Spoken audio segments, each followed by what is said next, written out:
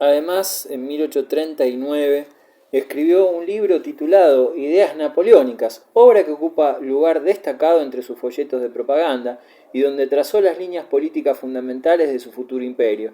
El Napoleón que presenta a su sobrino apenas tiene relación alguna con el héroe de Marengo, el vencedor de Austerlitz y de Wagram, ni con el dictador de todo un continente. Se parece más a la imagen que el propio emperador bosquejara de sí mismo en el Memorial de Santa Elena.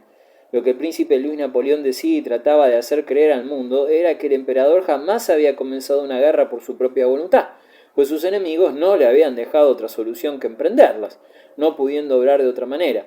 El emperador había aborrecido la tiranía. En resumen, si se siguieran las directrices de los grandiosos proyectos imperiales, antaño velados por el humo de la pólvora en los campos de batalla, podría regirse mucho mejor el mundo. Lo que el emperador no había podido llevar a cabo antes debía ser realizado después de su muerte y por supuesto por su sucesor, Luis Napoleón.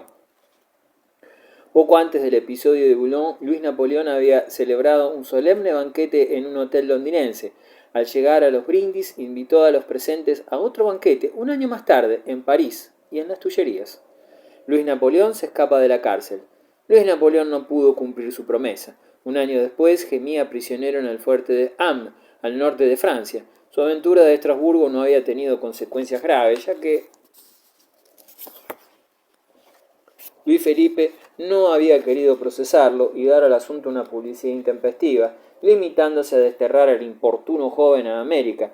Pero, después de su escapada, Luis Felipe comprendió que debía tratar con mayor severidad al reincidente. Luis Napoleón tuvo que responder de sus actos y los pares de Francia lo condenaron a meditar durante el resto de sus días acerca de los peligros de la sedición. Al oír el veredicto, cadena perpetua, el príncipe preguntó en voz alta si en Francia existía algo que fuera perpetuo. El castillo de Ham hubiera proporcionado el escenario ideal para las historias románticas de Alejandro Dumas padre. Era una construcción del siglo XVI, erizada de puentes levadizos, torres y fosos, en una región desolada y húmeda. En ese fuerte, Luis Napoleón escribió una de sus obras más importantes, La extinción de la pobreza, mezclando ideas bonapartistas con un socialismo humanitario en que al frente de su programa figuraba el bienestar del pueblo. Pasados 6 años en la sombría fortaleza, Luis Napoleón consideró que había llegado la hora de escaparse.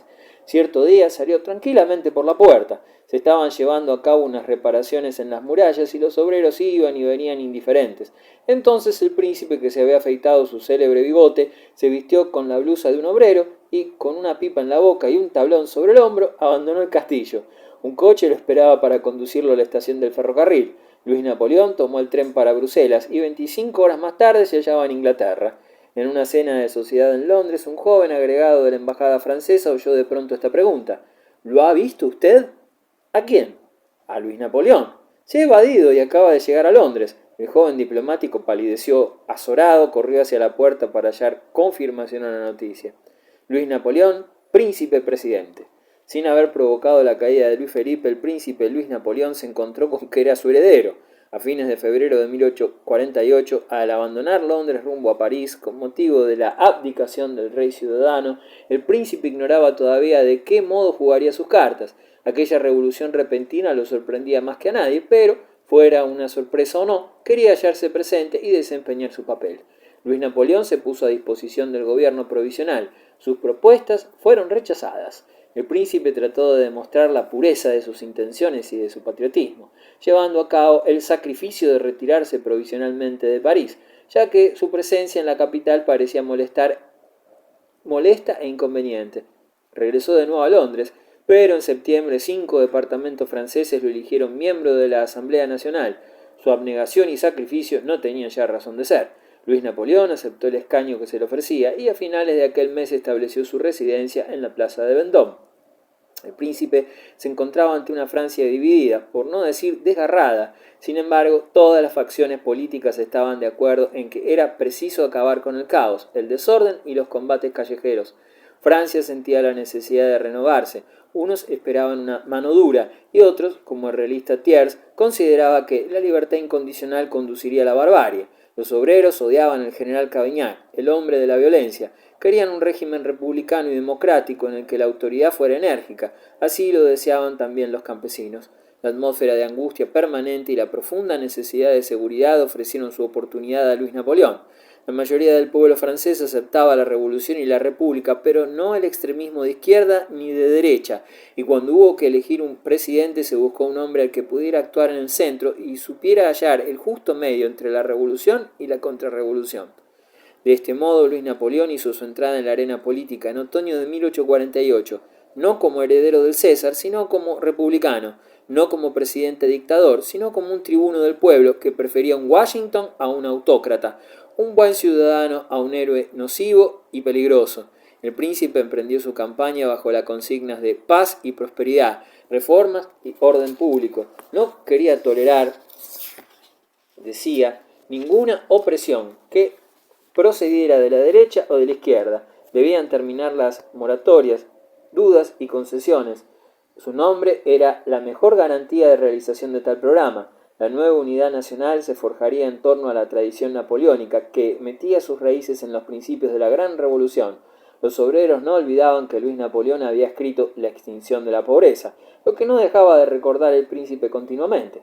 Por otra parte, los conservadores comprendieron que su propio diario no tenía ninguna probabilidad de éxito en aquella situación y estaban dispuestos a tenderle la mano, sin perjuicio de desembarazarse de él en la primera ocasión. Años más tarde, Víctor Hugo trataría a Luis Napoleón de ladrón, asesino y estafador, pero en diciembre de 1848 el genial literato no pensaba de tal modo. Más que un hombre, Luis Napoleón era una idea. El sentimiento romántico jugó una base importante el día en que el pueblo francés acudió a las urnas. Luis Napoleón obtuvo 5,5 millones de votos. Tras él, con 1,5 millones quedó el general Cavaignac, que se había consagrado a una desenfrenada lucha política durante la campaña electoral. Astucias y maniobras políticas. La reina Victoria juzgó que aquel triunfo de diciembre de 1848 era signo de tiempos mejores. Su tío, el rey de los belgas, le decía confidencialmente que la elección presidencial francesa podía conducir a algo muy distinto. Tal era también la opinión del nuevo presidente. La Constitución solo le concedía un mandato de 4 años, al término del cual no sería reelegible. Así pues, según la ley, Luis Napoleón debía retirarse en 1852, pero Bonaparte no sentía el menor deseo de respetar aquella ley, que consideraba absurda, por creer que no se había jugado su suerte en la aventura de Boulogne ni minado su salud en las mazmorras de Ham para renunciar a los 4 años de asumir el poder, ni había estado luchando tantos años para imponerse a Francia con tenacidad rayada en el fanatismo para gobernar solo 48 meses y recaer en las tinieblas exteriores. Luis Napoleón quería permanecer en París, en el poder, en el lugar que le dejara la herencia napoleónica. Luis Napoleón triunfó sin duda en las maniobras iniciales de sus primeros años de presidencia. La situación encajaba perfectamente a su medida. Las circunstancias lo obligaban a conspirar, actividad en la que el presidente poseía larga experiencia. A su derecha se hallaban los conservadores representados por el primer ministro, Odilon Barrot, político de principios y de escasa imaginación, de quien se decía que era capaz, mejor que ningún jovenzuelo elegante, de reflexionar profundamente sobre cualquier nadería. Después de Barrot figuraba Thiers, omnipotente en la derecha, que había prometido a sus compañeros de partido atar corto al presidente príncipe. Thiers no sentía por él la menor consideración, lo tenía por un estúpido. A la izquierda del presidente, el ala radical agrupaba a republicanos y socialistas, mientras la policía comunicaba que los radicales aumentaban en todo el país y el edilicio tomaba este dato muy en cuenta. Luis Napoleón jugó sus cartas con notable habilidad. Al principio dejó el campo libre a los conservadores contra los radicales y en otoño de 1849 se quitó de delante a Barrot, formando un nuevo gobierno mucho más dócil. Con todo, dejaba a los conservadores seguir su camino. No hubo protestas cuando en la primavera de 1850 se votó una ley que abolía el monopolio estatal de la enseñanza, instaurando un régimen docente favorable a los católicos. El príncipe presidente acogió con idéntico silencio una ley que arrebataba el derecho de voto a 3 millones de trabajadores. Luis Napoleón no formuló ninguna protesta declarada y pública, pero dio a entender al pueblo que sus simpatías estaban con los radicales. En otros términos, Luis Napoleón permitió que los conservadores se hicieran impopulares y maniobró en la sombra por su propia cuenta. La nostalgia napoleónica. Los conspiradores suelen ser verdaderos artistas y no exponen sus planes en público, sino para enmascarar mejor sus verdaderas intenciones. El príncipe presidente aplicó este método con verdadera maestría. Emprendió una serie de viajes por el país y pronunció apasionados discursos dirigidos al pueblo, afectando actitudes de idealista. Rebosante de nobleza y absolutamente desinteresado, declaró que deseaba unir a todos los hombres justos de Francia en un Estado que fuese mejor que una constitución y más duradero que una dinastía, y también unir los principios eternos de la religión y la moral con un sistema político sano. Luis Napoleón ostentó de continuo con halagadora elocuencia los recuerdos napoleónicos, coleccionados por él en Londres. A veces llevaba en sus viajes la espada de Napoleón y la desenvainaba a medias, afirmando que aún podría servir el día en que nuevas tempestades empujaran al pueblo a confiarle nuevas tareas, caso en el cual el jefe de Estado sería criminal si las rehusara. Las tempestades sobrevinieron, en efecto, y con mayor rapidez de lo que Luis Napoleón hubiera deseado, a pesar de ser quien las alentara y provocara. En apariencia, Francia vivía en la calma más perfecta durante los últimos días de otoño de 1851, pero la policía hablaba de efervescencia entre los elementos radicales y que sin duda se preparaba un golpe de Estado. Por su parte, los monárquicos, tanto legitimistas como orleanistas, se preparaban a pasar a vías de hecho. Como las próximas elecciones presidenciales se acercaban, Luis Napoleón consideró llegado el momento de tomar la iniciativa.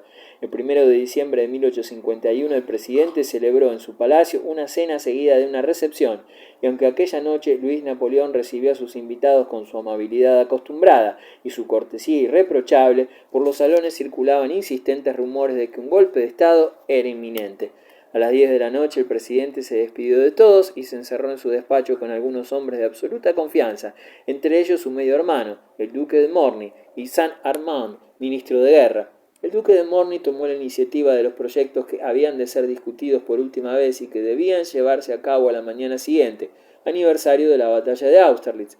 Morny era hijo de la reina Hortensia de Holanda y del conde de Flaut, y a su vez hijo natural de Talleyrand, individuo dotado de extraordinaria sangre fría, prendas intelectuales y sumamente refinado, aventurero de la política y de los negocios. Morny era uno de los hombres más audaces y menos escrupulosos de su época y una de sus personalidades más interesantes. Golpe de Estado, proclamas y acción militar. Entre las 6 y las 7 de la mañana la Asamblea Nacional fue invadida por elementos militares. Varios diputados fueron arrestados y conducidos por la policía a diversos puntos secretos. Se sometió a estrecha vigilancia a los periódicos y a los clubes, y las paredes de los edificios de París se cubrieron de pasquines en los que se afirmaba que aquella situación no podía durar más tiempo y que la Asamblea Nacional se había convertido en un nido de conjurados, donde se preparaba una guerra civil y se atacaba al presidente elegido por el propio pueblo. La Asamblea debía ser disuelta y el pueblo escoger entre el presidente y una constitución cuyo fracaso se hallaba a la vista de todos. Una segunda proclama anunció el establecimiento del sufragio universal, mediante el cual podría el pueblo manifestar su voluntad. Finalmente se dirigió otra proclama a los soldados en el más puro estilo napoleónico. Soldados, cuento con vosotros, no para violar las leyes, sino para hacer respetar la primera ley del país, la soberanía nacional. Estos fueron a grandes rasgos los acontecimientos del primer día. Cuando Luis Napoleón se mostró ante las masas hacia las 10 de la mañana, todo estaba en calma, una calma excesiva, en opinión de uno de sus colaboradores, pues aunque no hubo la menor resistencia, tampoco nadie manifestó ningún entusiasmo. Los parisienses se congregaban en las esquinas para leer los pasquines y mientras se oían gritos de «¡Viva la República!», los militares replicaban «¡Viva el emperador!». El tercer día hubo una tentativa de rebelión contra el golpe de Estado. De nuevo se levantaron barricadas en las calles de París, y fueron los obreros sus principales defensores. A las pocas horas de sangrienta lucha, las tropas reprimieron la insurrección. Después, las nuevas autoridades se dedicaron a reprimir por ministerio de la ley otros posibles movimientos insurreccionales, creando tribunales de excepción para las necesidades de la nueva causa. Más de 26.000 personas sospechosas de opiniones peligrosas fueron procesadas y la mayoría de los radicales y socialistas encarcelados y sometidos a la arbitrariedad de aquella justicia improvisada. Unos 10.000 condenados fueron deportados a Argelia y otros 300 a Cayena, en el llamado Infierno Verde de la Guyana francesa. Unas 1.500 personas tuvieron más suerte, solo hubieron de pagar una buena multa. El pueblo francés acudió de nuevo a las urnas para responder a una pregunta cuidadosamente estudiada. ¿Deseaba el elector que se mantuviera en el poder Luis Bonaparte para confiarle la tarea de elaborar una constitución? De 8 millones de votos, 7,5 millones fueron afirmativos.